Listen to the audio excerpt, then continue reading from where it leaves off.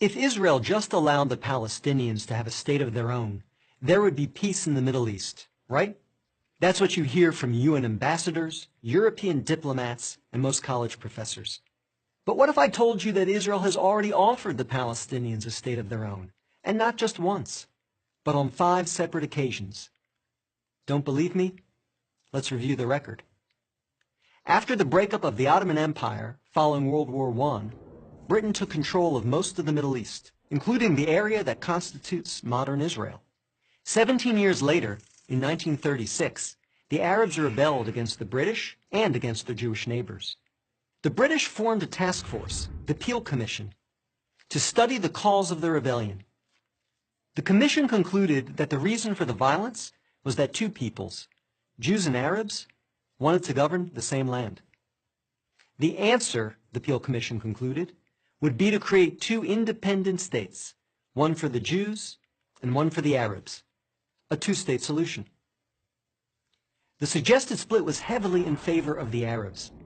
The British offered them 80% of the disputed territory, the Jews the remaining 20%. Yet, despite the tiny size of their proposed state, the Jews voted to accept this offer, but the Arabs rejected it and resumed their violent rebellion. Rejection number 1. 10 years later, in 1947, the British asked the United Nations to find a new solution to the continuing tensions. Like the Peel Commission, the UN decided that the best way to resolve the conflict was to divide the land. In November 1947, the UN voted to create 2 states. Again, the Jews accepted the offer, and again, the Arabs rejected it. Only this time, they did so by launching an all-out war. Rejection number 2. Jordan, Egypt, Iraq, Lebanon, and Syria joined the conflict, but they failed. Israel won the war and got on with the business of building a new nation. Most of the land set aside by the UN for an Arab state, the West Bank and East Jerusalem, became occupied territory, occupied not by Israel, but by Jordan. 20 years later, in 1967, the Arabs, led this time by Egypt and joined by Syria and Jordan, once again sought to destroy the Jewish state. The 1967 conflict, known as the 6-Day War, ended in a stunning victory for Israel. Jerusalem and the West Bank, as well as the area known as the Gaza Strip, fell into Israel's hands. The government split over what to do with this new territory. Half wanted to return the West Bank to Jordan and Gaza to Egypt in exchange for peace. The other half wanted to give it to the region's Arabs, who had begun referring to themselves as the Palestinians, in the hope that they would ultimately build their own state there. Neither initiative got very far. A few months later, the Arab League met in Sudan and issued its infamous 3 no's. No peace with Israel, no recognition of Israel, no negotiations with Israel. Again, a 2-state solution was dismissed by the Arabs, making this rejection number 3.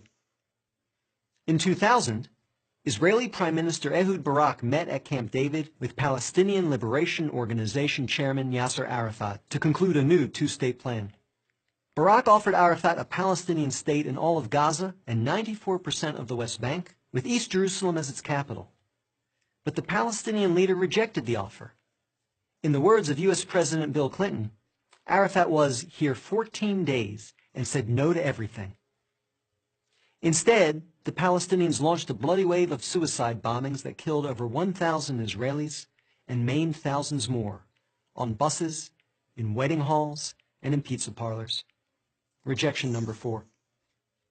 In 2008, Israel tried yet again.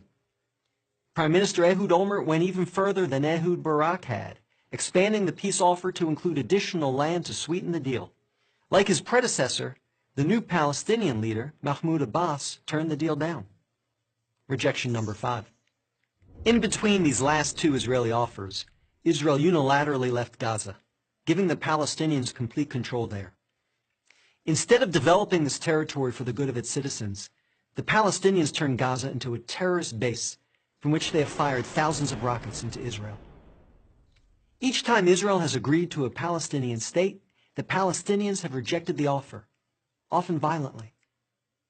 So if you're interested in peace in the Middle East, maybe the answer is not to pressure Israel to make yet another offer of a state to the Palestinians. Maybe the answer is to pressure the Palestinians to finally accept the existence of a Jewish state.